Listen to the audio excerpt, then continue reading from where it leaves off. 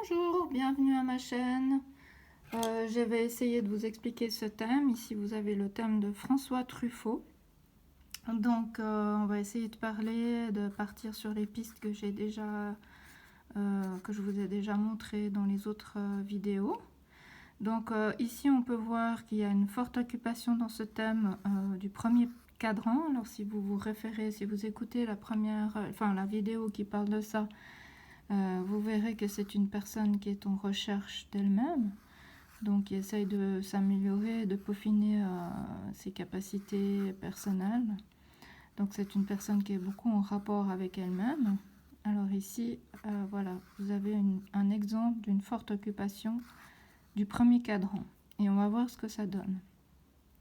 Donc, il y a juste 3 planètes ici dans le troisième cadran. Donc ce sont des planètes transpersonnelles, Pluton et Neptune, et Jupiter. Donc ça veut dire que c'est comment cette personne se positionne personnellement vis-à-vis des courants, de la mentalité établie à son époque, et des courants, des nouveaux courants qui sont en train d'émerger dans son époque. Donc voilà, on peut voir comment cette personne, elle essaye de se positionner vis-à-vis de ça. Puis, vu que toutes les planètes personnelles sont situées ici dans ce cadran. Ensuite, ce qu'on peut aussi voir, c'est qu'on a une planète ici qui est angulaire. Donc la planète la plus proche d'un angle, c'est Pluton. Et elle est dans le signe de la famille ou dans le signe qui représente la mer. Donc ici, avec cette planète Pluton rétrograde dans ce signe, ça explique déjà qu'il y a des émotions très tumultueuses et qu'on a un foyer qui n'est pas serein. Dans le sens où c'est pas quelque chose de facile, la famille. Hein. Et en plus, comme il y a cet axe, donc je vous avais parlé, dès qu'il y a des axes dans les thèmes qui sont valorisés, et dès qu'il y a des oppositions dans les thèmes, ça donne aussi une particularité au caractère. Donc là, ici, on voit qu'il y a cet axe parental Capricorne, Cancer, qui est mis en évidence par l'ascendant et le descendant. Mais également, il y a une opposition dans ces deux signes. Donc, on a l'opposition Saturne-Pluton dans cet axe. Donc ça veut dire qu'il y a un espèce de conflit ou peut-être une objectivité qui est donnée par la famille. Donc ce que l'on vit à travers sa famille fait comprendre le sens de ces deux planètes. Et d'ailleurs, on peut voir que François Truffaut a fait un film qui s'appelle Les 400 coups. Donc là, on voit vraiment que Pluton essaye de se positionner vis-à-vis de Saturne. Et quand il était dans sa période des 400 coups, vu qu'il a été mis en maison de rédrection, en maison de redressement, c'est vraiment le symbole de Pluton ici en conflit avec Saturne. Donc on peut voir qu'il y avait une espèce d'austérité dans la famille, où elle se sentait enfermée en fait, puisque Saturne c'est quand même, quand il est en aspect avec Pluton, ça donne une connotation d'enfermement, enfin on a l'impression vraiment d'être comme dans un étau. Et ici, comme il y a une prise de conscience par rapport à cette opposition, donc il se rend compte qu'il doit se libérer de ses chaînes familiales pour pouvoir vivre sa vie. Donc là, il y a aussi le carré ici à Uranus-Pluton. Donc il est né dans cette génération qui avait justement ce carré entre Uranus et Pluton. Donc ça donnait aussi quand même des personnes fortement rebelles avec ça. Et puis on peut voir, donc on a le maître d'ascendant Saturne qui est en maison 1. Donc là ça rajoute l'importance du cadran, hein, vu qu'on a le maître de 1 en 1. Ensuite on regarde le milieu du ciel, donc on peut voir que ce milieu du ciel, le maître, il y a 2 maîtres, hein. Il y en a un qui est situé ici en maison 7. et le deuxième est en maison 1 aussi. Et il est encore plus valorisé, c'est qu'il est conjoint au soleil, donc à l'idéal du mois, ce maître du milieu du ciel, et conjoint à la lune. Donc là, on retrouve aussi des figures parentales, de nouveau. Hein. Donc, mais elle se situe dans le signe du Verseau, donc c'est un petit peu particulier. Mais on peut dire que le fait d'avoir le maître de milieu du ciel conjoint au soleil, ça veut dire déjà qu'on a une certaine estime de sa place dans le monde et qu'on a une certaine ambition de la place dans le monde qu'on veut prendre. Et avec la lune qui est maître de 7, ça veut dire aussi qu'on est à même de faire les rencontres qui nous permettront de justement prendre cette position dans le monde.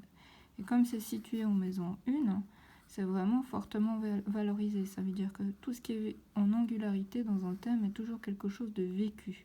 Vécu dans le monde visible, c'est-à-dire que c'est visible par les autres. Et ça n'implique pas forcément d'immenses qualités, puisque c'est une sorte de destinée qui est toute tracée. Et donc là, on peut voir que ce groupe, il est en opposition à Jupiter, qui est en maison 7 aussi. Donc la maison 7, elle est très habitée ici dans ce thème. Donc ça veut dire que quand même l'axe relationnel est fortement valorisé par la maison 1 et la maison 7. Et donc ce thème est vraiment très habité dans cet axe. Donc n'oublions pas que l'axe, c'est l'axe de conscience. Hein. Cet axe-là, c'est l'axe de conscience. Et c'est aussi l'axe relationnel, c'est-à-dire que c'est l'axe qui vous placera avec des relations, qui vous permettront de trouver des opportunités pour avancer, pour faire vos projets, etc. Donc là, c'est vraiment un thème qui favorise d'élaborer des projets, d'avoir les rencontres qui permettent aussi la possibilité de faire ces projets. Quand on a un axe comme ça veut dire vraiment que les choses viennent à nous. Hein. Les choses viennent à nous, ça c'est lui, ça c'est l'autre. Donc les choses, il y a un roulement, il y a une mécanique ici dans ce thème qui passe de l'un à l'autre. Et ça circule dans ce sens. Alors cette opposition Jupiter avec cette triple conjonction Lune, Mars, Soleil, ça donne déjà une forte image de lui-même, des images parentales qui sont très très fortes, et aussi ça amplifie aussi lui-même ou ses idées ou ses valeurs ou sa propre image de lui-même, hein, parce que ça c'est aussi lui. Donc là, quand on a des luminaires qui sont en aspect avec Jupiter, ça amplifie l'ego, quoi, quelque part. Donc ça donne une personne qui sent qu'elle a une place énorme. Ça amplifie sa notion de territoire, quoi.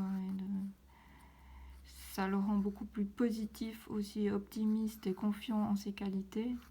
Donc ça favorise vraiment qu'il puisse prendre sa place dans le monde, et le fait qu'il pense du bien de lui et qu'il a un côté comme ça très bonhomie, confiance en l'autre aussi, hein, puisque c'est en 7. C'est aussi quelque chose qu'il projette chez l'autre. Hein. Donc il y a aussi c'est une opposition qui représente aussi la confiance qu'on a dans l'autre, hein, et la confiance qu'on a en soi. Donc les deux choses sont représentées. Après on voit que cette opposition, comme je l'ai dit dans la précédente vidéo, ça met en valeur ces deux signes. Donc la recherche d'une prise de position face à un groupe, donc de se démarquer face à un groupe, ça représente ça aussi. Donc là on peut voir qu'il a vraiment toutes les cartes en main pour faire la carrière qu'il a fait.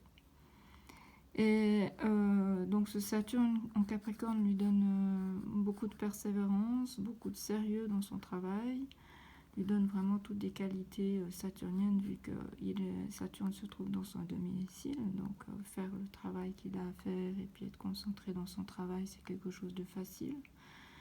Il met beaucoup de sérieux là-dedans, donc tout est en accord. Et en plus c'est le maître d'ascendance, donc c'est comme ça qu'il se particularise, même si son maître d'ascendant est quand même conjoint à Mercure. Donc ça, c'est bizarre parce que là on a Saturne qui est le signe de la sagesse et Mercure qui est le signe de la jeunesse. Donc il y a un peu une ambivalence dans cette conjonction.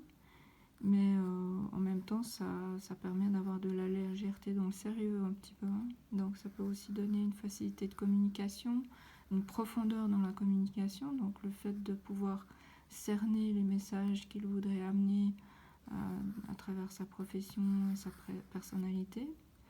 Donc vous voyez, après c'est clair qu'on a Saturne qui est devant tout ce groupe. Donc ça colore quand même. On peut dire que là c'est un stellium ici. Donc on a une conjonction Saturne, Mercure, Lune, Mars et Soleil, dont une des planètes est le maître du milieu du ciel et l'autre le maître de l'ascendant. Donc vraiment il y a toutes les qualités pour réunies ici pour faire une forte personnalité en angularité en plus. Et là on a le deuxième maître du milieu du ciel qui est situé ici en Cancer.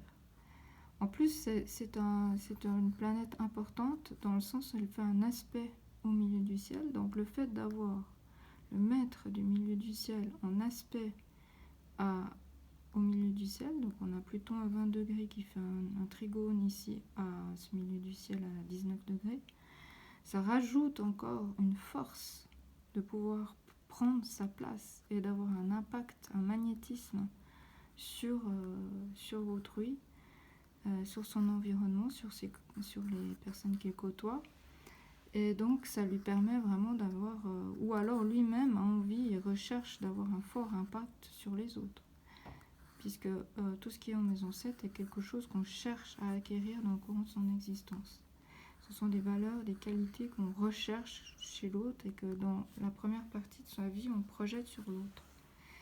Donc là, on peut voir qu'avec cet aspect, ce fort aspect ici, ça rajoute vraiment une force pour pouvoir prendre sa place et un rôle social important avec beaucoup de magnétisme dans un sens plutonien, c'est-à-dire avec une personnalité un peu rebelle, un peu comment dire intense, avec une certaine forme d'intensité émotionnelle qui transparaît de la personne. Et donc là, ça donne vraiment beaucoup de pouvoir, en fait, vu que Pluton est aussi une planète de pouvoir. Vous verrez, si vous analysez les thèmes de personnes qui sont placées haut dans le pouvoir, souvent ils ont Pluton tout près du milieu du ciel, si ce n'est en maison 10. Il est en tout cas situé ici, dans cette région. Et ça donne beaucoup de force, ou ça donne beaucoup de pouvoir à la personne de prendre une position hiérarchique forte. Donc tout ce qui est plutonien en rapport avec le milieu du ciel, ça donne toujours beaucoup d'impact et beaucoup de puissance à la personne. Et là, comme c'est encore le maître du Scorpion, donc le milieu du ciel dans le Scorpion qui est en trigone avec la planète qui maîtrise le Scorpion, donc ça donne vraiment un fort magnétisme ici. En plus, il est angulaire, donc ça rajoute encore de la force, et c'est la planète la plus importante du thème. Donc vous voyez, c'est pas pour rien qu'il a été célèbre en fait, hein. Il a réussi à se faufiler d'une façon un peu mystérieuse et plutonienne au devant de la scène. Mais il avait aussi le deuxième maître du milieu du ciel quand même, conjoint au soleil et à la lune, qui est le maître du descendant. Donc il y a beaucoup de choses qui parlent en sa faveur, n'est-ce pas? Donc c'est pour ça que les choses ne sont jamais au hasard dans un thème, et si elles sont confirmées par plusieurs facteurs, ça donne vraiment une destinée qu'on peut dire toute tracée. Donc là, on a plusieurs indications qui vont dans le même sens. Après, on peut voir aussi qu'on a... donc, qu'est-ce qui peut faire un aspect à ce milieu du ciel? On a aussi Jupiter qui fait un carré par... il y a 2 degrés de différence. Donc, on a aussi ce Jupiter qui forme un aspect et un carré. Donc on peut dire qu'il y a aussi parfois des déboires, hein, c'est pas toujours la réussite totale, mais Jupiter favorise quand même le fait de pouvoir être visible, une forme de visibilité et puis une forme quand même de pouvoir prendre une immense place, en plus dans un signe de lion, donc ça veut dire de pouvoir briller par ses compétences. Et là, il ne faut pas oublier qu'il faut regarder toujours, quand on analyse une planète, il faut toujours regarder qu'est-ce que cette planète gouverne. Donc là, il n'y a rien en Sagittaire, enfin il n'y a rien, il y a le maître de 11 et le maître de 12. Hein. Mais là, je voulais juste parler de cette position planétaire ici. Donc dans le signe du Poisson, on a la cuspide de 2, on a Vénus et on a le nœud nord. Donc là, on va dire qu'avec un Jupiter situé en 7, ça veut dire qu'il y aura beaucoup de rencontres. Ce sera une vie parsemée par des rencontres, des rencontres de célébrités en Lion, de personnes qui brillent, brillantes, des stars, de personnes qui ont beaucoup de visibilité. Et le fait que ce soit carré au milieu du ciel, ça veut dire qu'il peut y avoir par moments des désillusions. Parfois, il y a un grand optimisme, la chance qui est au rendez-vous. Et parfois, la chance tourne, hein, c'est pas toujours en sa faveur. Donc voilà. Ça, avec Jupiter, un carré, je veux dire, avec un carré, c'est pas toujours stable. Si c'est un trigone, bah, ça coule de source. Et puis, si c'est un carré, c'est plus quelque chose aussi qui est remis en question parfois, ou tout d'un coup, on ne sait pas si ça va se passer, si ça passe pas. Voilà, on est dans une hésitation avec un carré. Hein. Et le fait que aussi Vénus, qui est conjoint quand même au nœud nord, soit gouverné par ce Jupiter, ça fait aussi toute une connotation très artistique, vous voyez, à cette Vénus. Donc cette Vénus, elle est gouvernée par Jupiter, ça donne un côté qui est en recherche de beauté, qui est en recherche de séduction, ça peut donner aussi un côté gourmand. Et le fait que cette Vénus soit conjoint au nœud nord, ça donne toujours, Vénus conjoint au nœud nord, ça donne toujours une caractéristique soit artistique, soit une grande capacité de diplomatie, de communication au niveau de l'amour, mais c'est aussi une personne qui veut montrer, qui recherche l'harmonie en fait toute sa vie. Avec une Vénus conjoint au nœud nord, il y a une très grande forme de recherche d'harmonie, hein, idéal, de choses idéales, etc., de beauté, de sens esthétique, aussi de la diplomatie, comment est-ce qu'on peut le mieux exprimer certaines choses. Voilà, dans le signe du Poisson, il y a une grandeur d'âme, il y a la faculté de tout comprendre, de tout aimer. Il y a beaucoup de compassion, évidemment, dans une Vénus en Poisson. Donc là, il y a plutôt une largesse d'esprit et un manque de positionnement, peut-être dans ses affects.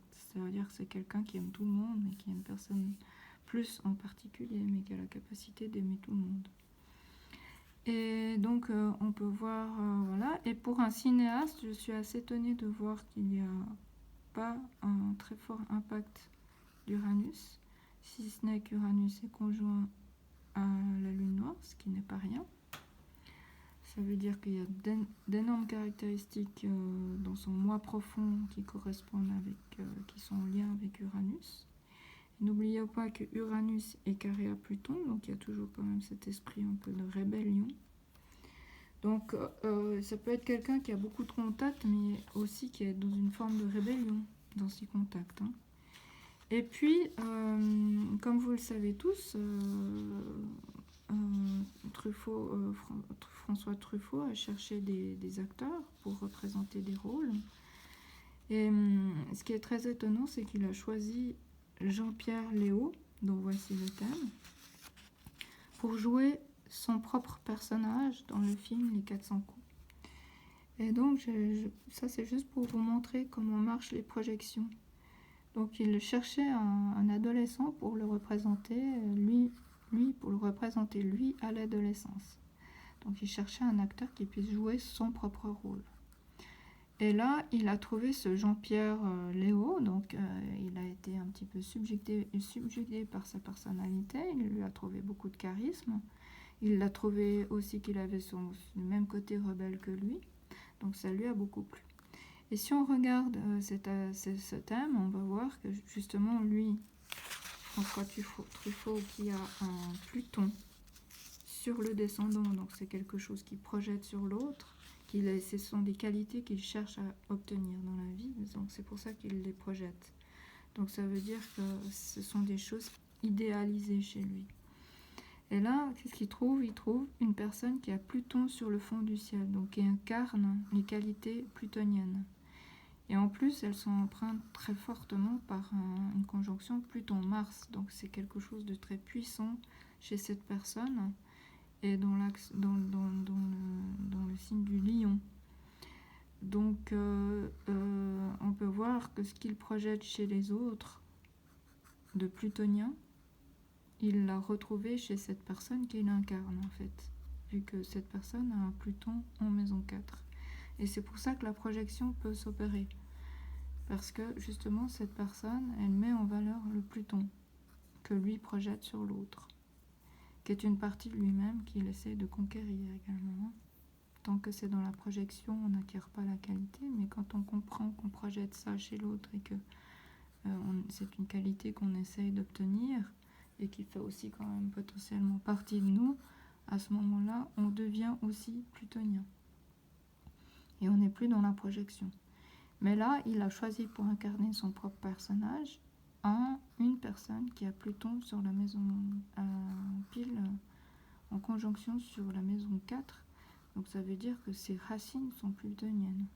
Donc ça veut dire vraiment que la projection qu'il fait marche.